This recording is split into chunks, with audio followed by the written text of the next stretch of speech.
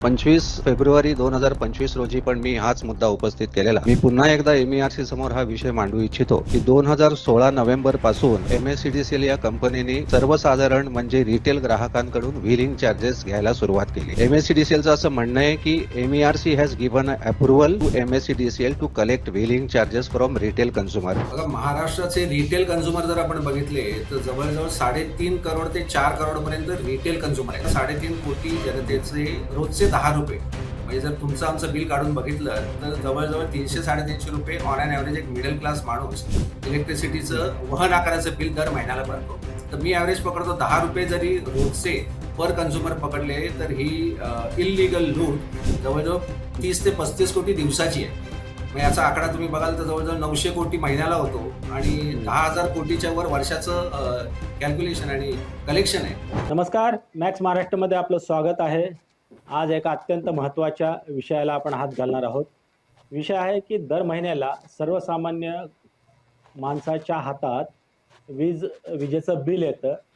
त्या बिलातले शब्द, त्यातले अर्थ किंवा आपल्याला सर्वसाधारण असा समज असतो की आपण जी काही वीज वापरली आहे त्याचे हे चार्जेस आहेत, त्याचं हे वीज बिल आलेलं आहे. मात्र त्यातल्या बऱ्याचशा असे घटक असतात की जे आपल्याला माहिती नसतात की हे आपण भरायचं आहे का नाही. आपण फक्त बिल आलं ते भरत असतो. मात्र एक जागरूक नागरिक मंदार भट यांनी याविरोधात आवाज उठवला आहे की वहन शुल्क, ज्याला व्हीलिंग चार्जेस म्हणतात, याला म्हणजे महावितरण किंवा जी काही संबंधित कंपनी आहे ती कंपनी सर्वसामान्य नागरिकांकडे एक अशा प्रकारचं व्हीलिंग शुल्क आकारते ज्याचा आकारण्याचा त्यांना अधिकार नाही आहे. नेमका हा घोटाळा काय? हजारो कोटींचा घोटाळा असल्याचं भट यांचं म्हणणं आहे. त्यांनी याविरोधात मुंबई उच्च न्यायालयात धाव घेतलेली आहे. कायदेशीर लढा ते लढत आहेत, प्रशासनाशी ते भांडत आहेत. त्यांचं असं म्हणणं आहे की हा शुल्कच मुळात बेकायदेशीर आहे. दस्तूरखुद्द मंदार भट आपल्यासोबत आहेत बोलण्यासाठी. मंदार भट, तुमचं मॅक्स महाराष्ट्रामध्ये खूप खूप स्वागत आहे. नेमका व्हीलिंग चार्जेसचा घोटाळा काय आहे? अच्छा, आता व्हीलिंग चार्जेस म्हणजे काय हे नेमकं प्रत्येकाला मी सांगू इच्छितो. सगळ्यात पहिल्यांदा इलेक्ट्रिसिटी ऍक्ट मध्ये देर इज अ प्रोव्हिजन, म्हणजे व्हीलिंग सर्वसाधारणपणे महाराष्ट्रामध्ये असं सांगितलं जातं की वीज एका ठिकाणी निर्माण होते आणि ती तुमच्या घरापर्यंत MSCDCL ही कंपनी पोहोचवते. त्याला ते वहन असं म्हणतात की एका ठिकाणी वीज निर्माण झाली आणि ती तुमच्या घरापर्यंत व्हील करून आणली तर त्याला व्हीलिंग असं म्हणतात. असं एक सर्वसामान्य मान्यता आहे. पण ऍक्च्युली हे डेफिनेशनच चुकीचं आहे. व्हीलिंगचा ऍक्च्युली अर्थ असा आहे की जर एखाद्या डिस्ट्रीब्युशन कंपनीची यंत्रणा जर दुसऱ्या कोणीतरी वीज वहन करण्यासाठी वापरली तर त्याला व्हीलिंग असं म्हणतात. म्हणजे स्वतःचीच वीज स्वतःच्या गिराईकापर्यंत पोहोचवण्यासाठी जी यंत्रणा वापरली जाते त्याला वहन मुळात म्हणतच नाहीत. व्हीलिंगचा अर्थ असा होतो की एखाद्या डिस्ट्रीब्युशन कंपनीची किंवा ट्रान्समिशन कंपनीची यंत्रणा दुसरी एखादी कंपनी वापरते त्यांची वीज वहन करण्यासाठी, त्यालाच व्हीलिंग असं म्हणतात. त्यामुळे महाराष्ट्रातल्या लोकांनी सगळ्यात पहिल्यांदा समजून घेतलं पाहिजे की व्हीलिंग म्हणजे नेमकं काय. आता व्हीलिंग हे रिटेल ग्राहकाला लागू शकतात का, विषय हा आहे. तर इलेक्ट्रिसिटी ऍक्ट नुसार आणि ओपन ऍक्सेस रेग्युलेशन नुसार व्हीलिंग हे फक्त त्याच कन्झ्युमरला लागतात जो ओपन ऍक्सेसच्या रेग्युलेशन खाली दुसऱ्या एखाद्या डिस्ट्रीब्युशन कंपनीकडनं वीज घेतो.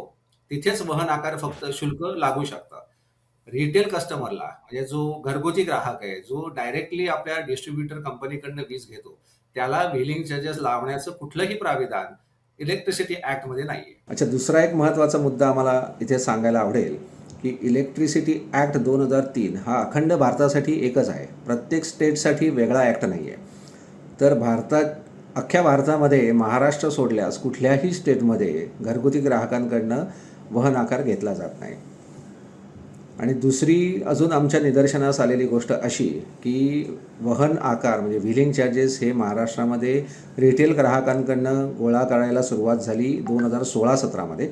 आणि आम्ही जेव्हा MERCचे ऑडिट रिपोर्ट्स वाचले त्यातनं आम्हाला हे कळलं की 2016-17मध्ये MERCमध्ये चेअरमन हे पद रिक्त होतं. म्हणजे MERCमध्ये चेअरमनच नव्हते. तेव्हा त्यांच्या अनुपस्थितीमध्ये हा घोटाळा चालू झाला आहे का, हे एक मोठं प्रश्नचिन्ह आहे. सांगा की मग तुमचा नेमका लढा जो आहे, तुम्ही एकीकडे म्हणजे महावितरण असं सांगतंय की MERC, महाराष्ट्र इलेक्ट्रिसिटी रेग्युलेटरी जे काही बोर्ड आहे त्यांचं, त्या बोर्डांनी सांगितलं आणि मग आम्ही ते शुल्क आकारतोय. बरोबर. असा अच्छा, आता अधिकार आहेत का? एमएससीडीसीएलचा क्लेम असा आहे की व्हीलिंग चार्जेस रिटेल ग्राहकांकडनं घेण्याची परवानगी त्यांना एमईआरसीने दिली आहे. म्हणजे महाराष्ट्र बरोबर. राज्याचं विद्युत आयोग. ओके, आता प्रत्येक स्टेटमध्ये असं एक विद्युत आयोग असतं जे त्या स्टेटमधल्या डिस्कॉम कंपनीचं टेरिफ मंजूर करतं.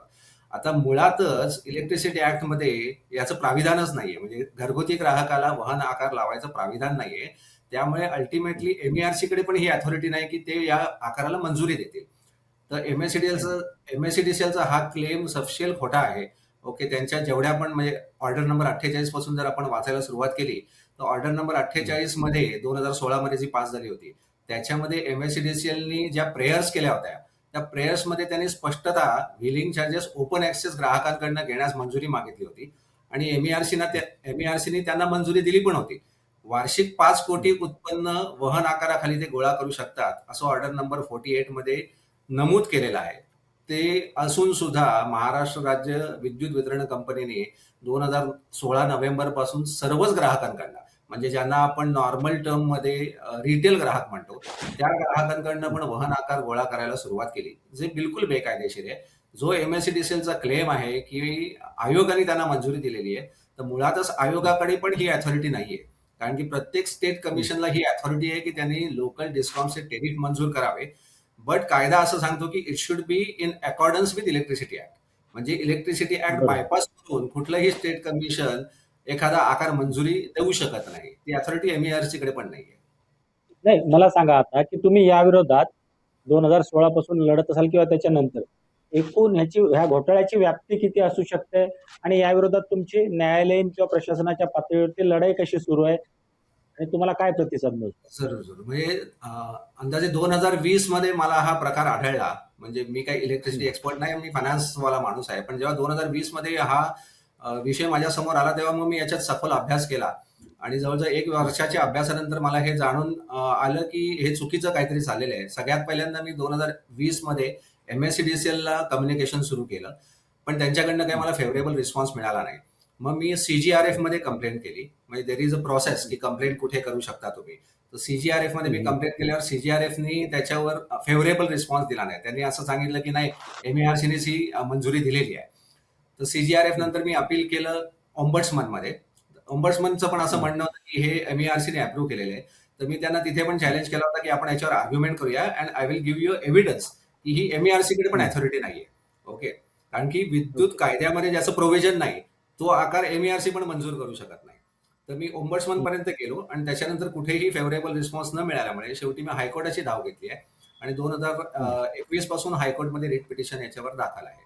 तर आमचा मुद्दा हाच आहे की घरगुती ग्राहकाला हा लागता कामा नये, त्याला आम्ही नॉन ओपन ऍक्सेस कंझ्युमर म्हणतो. रिटेल ग्राहकाला वहन आकार लागू नये. आता सरप्राइझिंगली याच्यात मला हे सांगायला नमूद करायला इथे आवडेल की 2021 मध्ये हायकोर्टाने याच्यावर ऑर्डर पास केली आहे की जे रिस्पेक्टिव्ह रिस्पॉन्डंट आहेत त्यांनी त्यांचं अफिडेव्हिट सबमिट करावं हायकोर्टमध्ये. तर आज 5 वर्ष उलटून गेली या गोष्टीला, तरी स्टेट गव्हर्नमेंटने याच्यावर उत्तर दिलेलं नाही. त्यामुळे पुढे केस चालतच नाहीये. कारण की याच्यात अपेक्षित आहे की स्टेट गव्हर्नमेंटने त्यांचं अफिडेव्हिट सबमिट करणं हायकोर्टामध्ये. मला वाटतं हा हायकोर्टाचा पण अपमान आहे. 5 वर्ष होऊन गेल्यानंतर सुद्धा स्टेट गव्हर्नमेंटने अजून त्यांचं अफिडेव्हिट सबमिट केलेलं नाहीये. अच्छा, दुसरं असं आहे की तुम्ही सॉलिसिटर जनरल जे आहेत भारताचे त्यांच्याकडेही गेलात, त्यांच्याकडेही तुम्ही तक्रार दाखल केली, त्यांचा कसा रिस्पॉन्स होता? सॉलिसिटर जनरल ऑफ इंडियाचं एक ओपिनियनचं स्टेटमेंट हे एमईआरसीच्या वेबसाईटवर अपलोडेड आहे. तर त्याच्यात त्यांचं असं स्पष्ट म्हणणं आहे की व्हीलिंग तिथेच लागू शकतं जिथे ओपन ऍक्सेस आहे. म्हणजे एखाद्या ग्राहकाने जर स्वतःच्या एरियातल्या डिस्कॉमकडनं वीज न घेता बाहेरच्या डिस्कॉमकडनं जर वीज घेतली तर ती वीज वहन करून त्याच्या फॅक्टरीपर्यंत पोहोचवण्यासाठी जी यंत्रणा कामाला येते ती त्याच्या लोकल डिस्ट्रीब्युटरची असते. त्यामुळे तिथे व्हीलिंग देणं अपेक्षित असतं. ओके, हे त्यांनी क्लिअर कट म्हटलेलं आहे. त्यामुळे ओपिनियन मध्ये त्यांनी असं नमूद केलेलं आहे की जिथे ओपन ऍक्सेस आहे तिथेच वहन चार्ज लागू शकतो. विदाऊट ओपन ऍक्सेस वहन चार्ज लागू शकत नाही, हे सॉलिसिटर जनरल ऑफ इंडियाचं म्हणणं आहे. आणि महाराष्ट्रातले हे आपले जे 3.5-4 कोटी रिटेल ग्राहक आहेत हे काय ओपन ऍक्सेसच्या अंडर इलेक्ट्रिसिटी घेत नाहीये. They are direct consumers of एमएससीडीसीएल.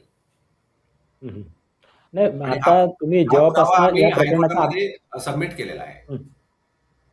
अच्छा, आता स्टेटस काय आहे कोर्टामध्ये? त्याच्यात किती सुनावण्या झाल्या? सरकारकडनं किंवा त्या आता मी म्हटलं कंपनीकडनं 2021 मध्ये जेव्हा जस्टिस काथावाला होते त्यांनी ती ऑर्डर पास केली आहे आणि त्याच्यात त्यांनी म्हटलं होतं की एमएससीडीसीएल आणि राज्य सरकार म्हणजे मी पिटिशनर आहे तर रिस्पॉन्डंट मध्ये स्टेट गव्हर्नमेंटला पण आम्ही रिस्पॉन्डंट ठेवलंय कारण की एमएससीडीसीएल ही संस्था शासकीय संस्था आहे म्हणजे स्टेट गव्हर्नमेंट ओन कंपनी आहे. तर त्यामुळे त्याच्यात बरोबर. अपेक्षित आहे की एमएससीडीसीएल बरोबर राज्य सरकारचं पण ॲफिडेव्हिट सबमिट होणं हे अपेक्षित आहे. पण गेल्या 5 वर्षात राज्य सरकारने याच्यावर उत्तर दिलेलं नाही. वेळोवेळी म्हणजे गेले 4 ते 5 वर्ष जेवढे पॉवर मिनिस्टर होऊन गेले त्या सगळ्यांना मंत्रालयात जाऊन जाऊन मी पत्र दिलेली आहेत. त्याचे अॅक्नॉलेजमेंट्स माझ्याकडे आहेत. म्हणजे एवढं करस्पॉन्डन्स करून सुद्धा आजपर्यंत महाराष्ट्र राज्य गव्हर्नमेंटने याच्यावर उत्तरच दिलेलं नाहीये आणि कोर्टातही ते उत्तर देत नाहीयेत. ही सगळ्यात कमालीची बाब आहे. अच्छा. तुम्ही जेव्हापासून याचा पाठपुरावा सुरू केला तर आता 2026 पर्यंत साधारणपणे अनधिकृतपणे असं किती शुल्क आकारलं गेलं असू शकतं, त्याचे आकडा किती असू शकतो?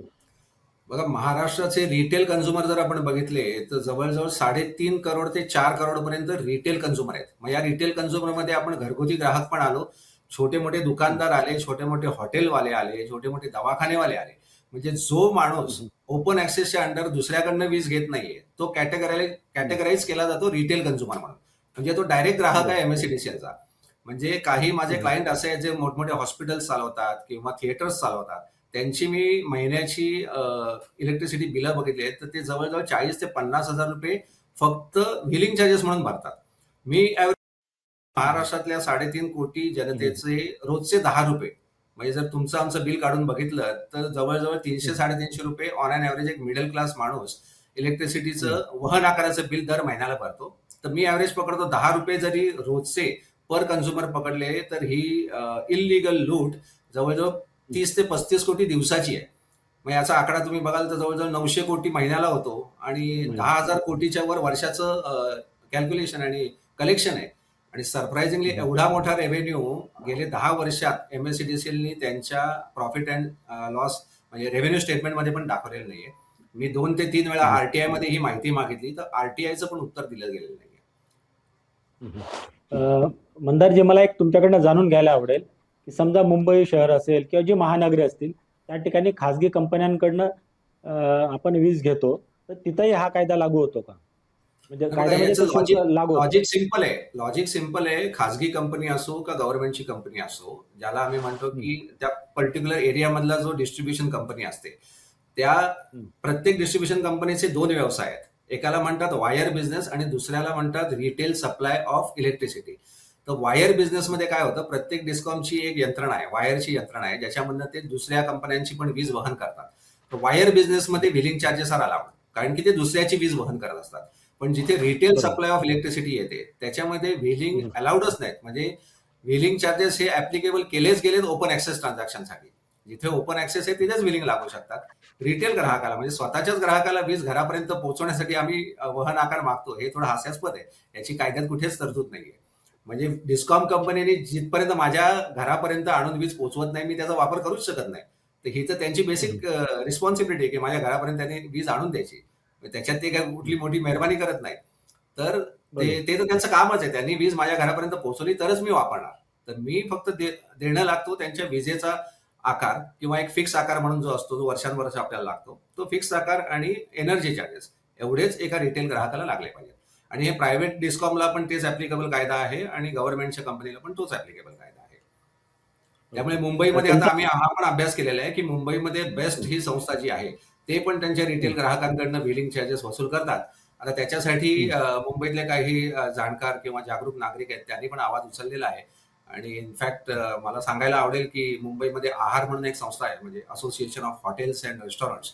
तर त्यांनी ऍप्टेलमध्ये पण धाव घेतलेली आहे आणि ते सुद्धा याच मुद्द्यावर ऍप्टेलमध्ये भांडतायत आणि नक्कीच त्यांच्या फेवरमध्ये निकाल लागेल. अच्छा, मला तुमच्याकडनं जाणून घ्यायला आवडेल की या ज्या पद्धतीनं हे होतं एकीकडे लूट होते महावितरणकडनं त्याला वेगवेगळ्या व्यासपीठांवरनं दाद मागितली जाते. तुमचा एक व्हिडिओ खूप सोशल मीडियामध्ये शेअरिंग होतोय, व्हायरल होतोय की जनसुनावणीला तुम्ही उपस्थित होता त्याही ठिकाणी तुम्ही अगदी रोखठोकपणे भूमिका मांडली. तो अनुभव कसा होता तुमचा? नाही फारच छान. म्हणजे आता मी गेल्या 2 दिवसापासून सरप्राईज आहे की हा व्हिडिओ बऱ्याच लोकांनी मला म्हणजे अख्ख्या महाराष्ट्रातनं बरेच ठिकाणावरनं फोन आले की तुमचा व्हिडिओ आम्ही बघितला.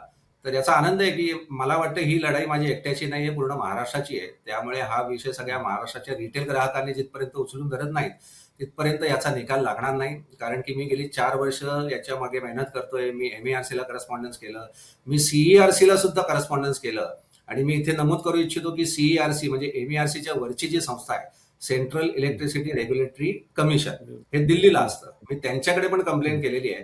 ती एकमेव ऑर्गनायझेशन अशी आहे ज्यांनी मला रायटिंगमध्ये रिस्पॉन्स केलाय, पण त्यांनी पण त्यांची जबाबदारी फेटाळली आणि त्यांनी मला असं रायटिंगमध्ये उत्तर दिलंय की हे आमच्या ज्युरिडिक्शनच्या बाहेर आहे. त्यावेळेस मी थोडा चाट पडलो होतो की MERC म्हणजे CERC सारखी संस्था अशी मला उत्तर देऊ शकते, पण त्यांनी पण त्यांचं अंग झटकलेलं आहे. आजपर्यंत त्यांनी सुद्धा मला असं सांगितलं नाही की तुमचं म्हणणं खोटं आहे.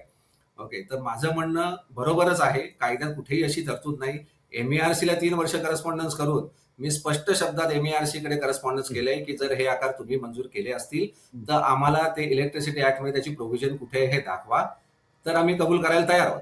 महाराष्ट्रातला कुठलाही माणूस हा एव्हिडन्स आणू शकत नाही. सॉलिसिटर जनरल ऑफ इंडियाचा स्टेटमेंट हा माझ्यासाठी एक स्ट्रॉंग एव्हिडन्स आहे, जो माझ्याकडे रायटिंगमध्ये आपण म्हणतो रायटिंग मधला एव्हिडन्स आहे. तसा कुठलाही एव्हिडन्स कोणीही प्रोड्यूस करू शकत नाही की रिटेल ग्राहकाला व्हीलिंग लावायची प्रोव्हिजन कायद्यामध्ये आहे. तर मंदारजी, आता आपल्या चर्चेच्या तो मला फार आनंद होतोय की लोक हा व्हिडिओ पसरवत आहेत. ही जनजागृती व्हायलाच पाहिजे, कारण की आतापर्यंतची ही लढाई मला वाटतं मी एक हाती लढत होतो. जर याला अजून 1000 हात जोडले गेले तर मला वाटतं लवकरात लवकर याच्यावर निकाल लागेल आणि महाराष्ट्राच्या जनतेला यातनं नक्कीच न्याय मिळेल. मंदारजी, आता आपण चर्चेच्या शेवटी आहोत. मला सांगा, तुमची नेमकी आता मागणी काय आहे? की शुल्क बंद केलं पाहिजे, की आतापर्यंत वसूल केलेले जे विलिंग चार्जेस आहेत ते ग्राहकांना व्याजासहित वापस दिले पाहिजे? तुमची मागणी थोडी सविस्तर सांगा, मग आपण चर्चा येतच हे करू. येस, तर माझी मागणी एवढीच आहे की महाराष्ट्रातल्या सगळ्या रिटेल ग्राहकांच्या बिलातनं वहन आकार इमिजिएटली ॲबॉलिश झाले पाहिजेत आणि गेल्या 10 वर्षात जी काही इलिगल वसुली केलेली आहे ती महाराष्ट्रातल्या प्रत्येक माणसाला रिटर्न मिळाली पाहिजे. ही एकमेव मागणी आम्ही ठेवलेली आहे आणि त्याच्या पुढे जाऊन जर मग हा घोटाळा सिद्ध होतोय तर त्याची इन्क्वायरी वगैरे काय करायची हे कोर्ट ठरवेल. त्याच्यात कोणाकोणाच्या इन्क्वायऱ्या करू शकतात आणि कोणाकोणाला याच्यामध्ये निलंबन होऊ शकतं. ज्यांनी हा कायदा तोडलेला आहे आणि गैरव्यवहार केलेले आहेत त्यांच्यावर काय ऍक्शन घ्यायची हे महाराष्ट्राच्या गव्हर्नमेंटने ठरवायचं आहे किंवा MERCने ठरवायचं आहे. धन्यवाद मंदारजी. आपण खूप महत्वाच्या विषयाला हात घातलेला आहे की सर्वसामान्य वीज ग्राहक जो आहे, किरकोळ ग्राहक जो आहे, त्याच्याकडनं अनधिकृतपणे, म्हणजे कुठल्याही तसं कायद्यात तरतूद नसताना सुद्धा महाराष्ट्र सरकारच्या ज्या कंपन्या आहेत, महापारेषण असेल किंवा महावितरण जी कंपनी आहे तिच्याकडनं ही अनधिकृतपणे वसुली केली जाते आणि हजारो कोटी रुपयांची वसुली गेल्या 10 वर्षापासून सुरू आहे. या विरोधात मंदार भट हे जनजागृती करत आहेत, न्यायालयीन लढा लढत आहेत. बघूयात आता महाराष्ट्र सरकार याला कसं उत्तर देतं ते. असेच नवनवीन व्हिडिओ पाहण्यासाठी मॅक्स महाराष्ट्राला आवर्जून फॉलो करा, सबस्क्राईब करा आणि लाईक करा. धन्यवाद.